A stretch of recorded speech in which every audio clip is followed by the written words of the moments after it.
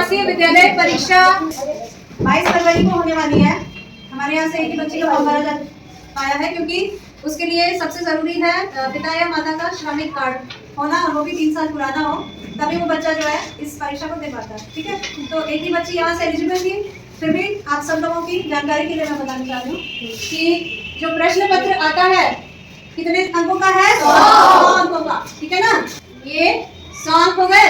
ठीक है, और इसमें मल्टीपल चॉइस क्वेश्चन होते हैं, यानी कि बहुविकल्पीय प्रश्न वाले सारा क्वेश्चन पेपर है। उसमें आपको ABCD 4 विकल्प दिए होंगे हर क्वेश्चन के साथ, और आपको क्या करना है? सही विकल्प में गोला भरना है। सही विकल्प में गोला भरना है। उसके बाद ये प्रारूप है पेपर का। हिंदी 15 क्वेश्चन आते हैं, प्रत्येक क्वेश्चन 1 नंबर का। अंग्रेजी भी 15 क्वेश्चन, प्रत्येक क्वेश्चन 1 नंबर का। गणित आता है 35 क्वेश्चन, और विज्ञान भी 35 क्वेश्चन। कुल मिला के 100 मार्क्स का पेपर होगा, 2 घंटे का पेपर होगा। ठीक है, अब हम चलते हैं इसके क्वेश्चंस में। हाँ, सबसे पहले हमारा है हिंदी का। ये क्वेश्चंस कल हमने डिस्कस भी किए थे। जो बच्चे नहीं आए थे उनके लिए हम दोबारा इसको दोहरा रहे हैं। पहला क्वेश्चन है, निम्नलिखित वाक्यों में रिक्त स्थान के लिए उपयुक्त शब्द चुनिए। शुद्ध वर्तनी का चयन कीजिए। इसमें सही तरीके से कौन सा लिखा है? कवि का जो स्त्रीलिंग होता है कवयित्री होता है, क्या होता है? कवयित्री। इसमें से जो सही ऑप्शन है वो क्या है?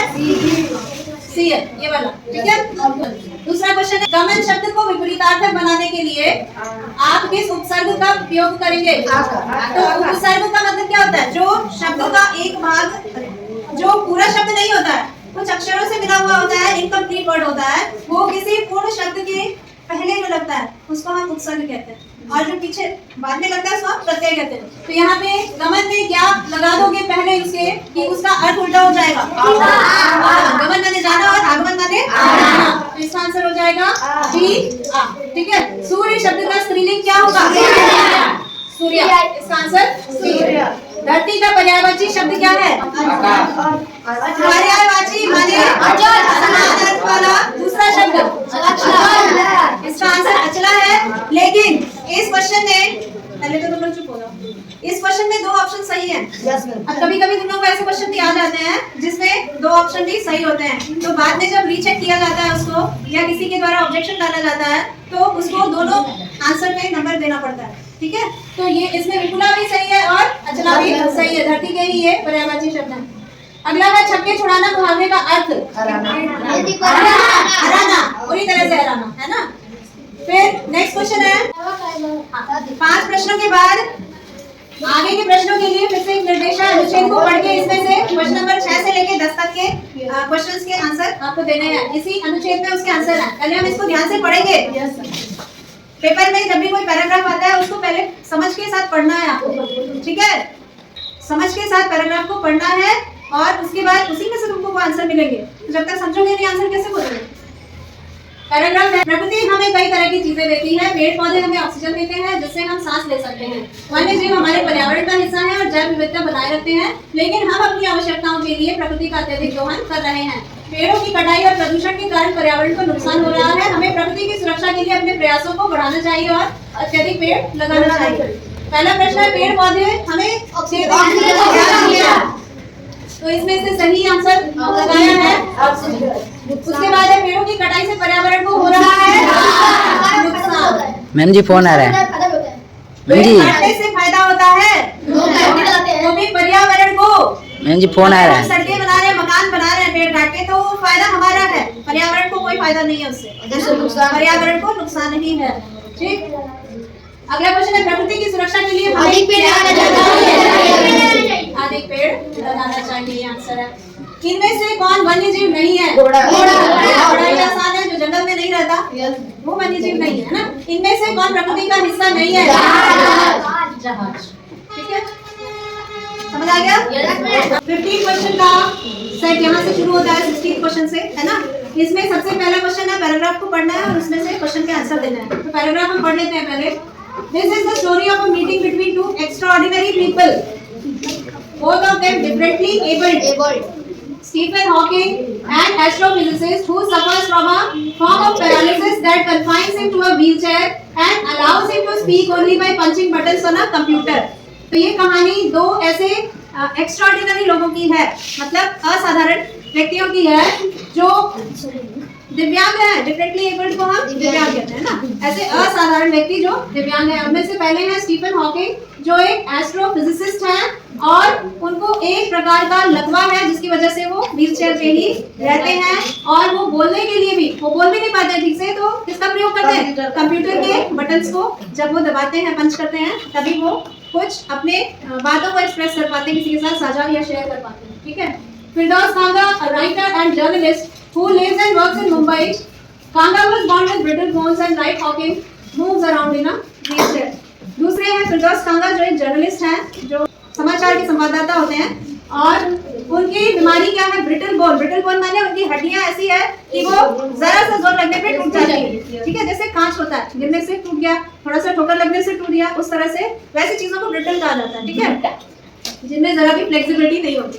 तो इनकी भी जीवन भर व्हीलचेयर पर रहने की इनकी जो भी है लाइफ उसी पे कटनी है। ठीक है, तो अब हम क्वेश्चंस देखते हैं इसमें से क्या बनाए गए हैं। What Hawking does by punching buttons on a computer? Speak. यहाँ लिखा है ना, स्पीक।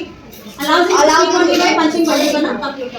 तो इसका आंसर स्पीक हो जाएगा। दूसरा है the two extraordinary people are differently abled. यहाँ पे ये दिया हुआ है। ठीक है, उसके बाद who was born with brittle bones? Stephen Hawking.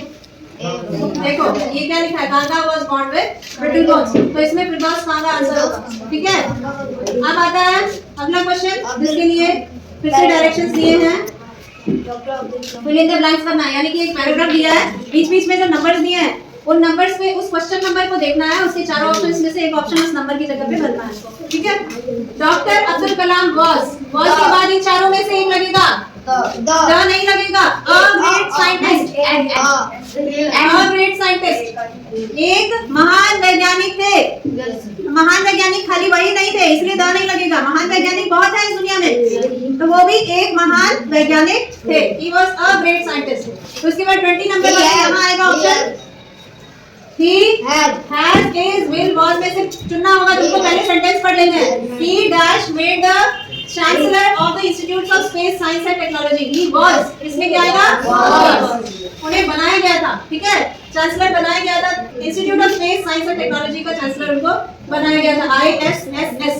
ठीक है, नेक्स्ट है he worked। अब यहाँ भरना आपको इसमें से at, in, on या for में से भरना है। he worked, यहाँ क्या आएगा? उन्होंने DRDO के लिए काम किया, for।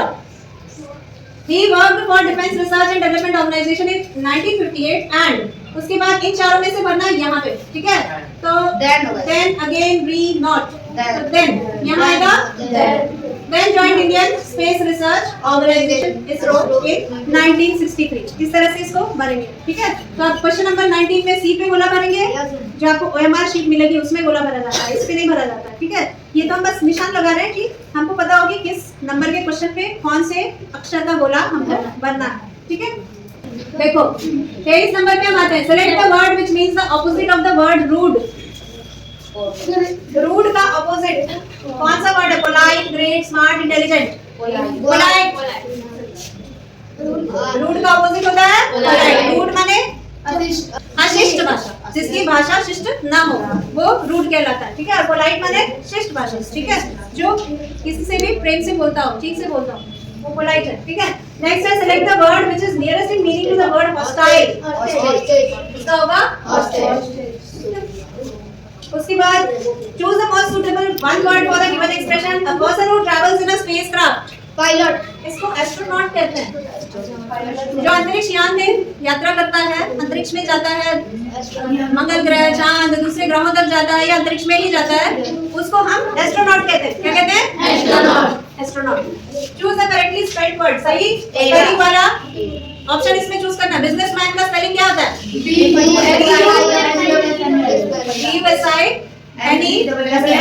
बिजनेसमैन। बिजी का स्पेलिंग मालूम है? BUSY होता है, और जब उसमें MESS जुड़ जाता है तो YI हो जाता है। ठीक है, तो businessman. Select the meaning of the given phrases और idioms. Black sheep. Black sheep का मतलब क्या होता है? इसका मतलब होता है different from the rest of their group, जो सबसे अलग है। किसी एक ग्रुप में, किसी एक झुंड में जो सबसे अलग है उसको हम ब्लैक शीप कहते हैं। ठीक है, select the alternative which best expresses the following sentences in direct speech. The teacher said the earth moves round the sun. अब इसका indirect में इसका स्पीच चेंज करना है, डायरेक्ट से इनडायरेक्ट।